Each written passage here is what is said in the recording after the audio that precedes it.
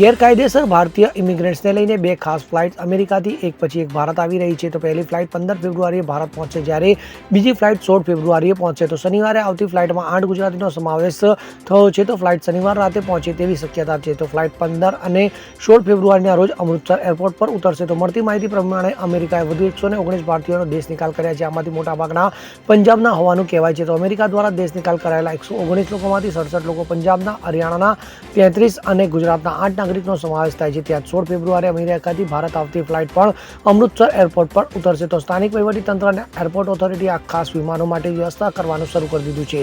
આ અંગેની લેખિત માહિતી વિદેશ મંત્રાલય દ્વારા નાગરિક ઉડ્ડયન મંત્રાલયને આપવામાં આવી છે. તો આ પહેલા 5 ફેબ્રુઆરીએ એક યુએસ લશ્કરી વિમાન 104 ગેરકાયદેસર ઇમિગ્રન્ટ્સને લઈને ભારત પહોંચ્યું હતું. તો ગેરકાયદેસર ભારતીય ઇમિગ્રન્ટ્સનો પહેલો જથ્થો અમેરિકન C-147 વિમાન દ્વારા અમૃતસર પહોંચ્યો હતો. તો આ વિમાનમાં કુલ 104 ભારતીય હતા, જેમાં 79 પુરુષો અને 25 મહિલા હતી. તો આ ભારતીયોમાંથી 33 ગુજરાતના હતા. તો અમેરિકાથી દેશ નિકાલ કરાયેલા ભારતીયો મેક્સિકો અમેરિકા સરહદ પરથી પકડવામાં આવ્યા હતા. ત્યારે એવું કહેવામાં આવ્યું હતું કે તેઓ કાયદેસર રીતે ભારત છોડીને ગયા હતા, પરંતુ ડંકી રૂટ દ્વારા અમેરિકામાં પ્રવેશવાનો પ્રયાસ કરાયો હતો.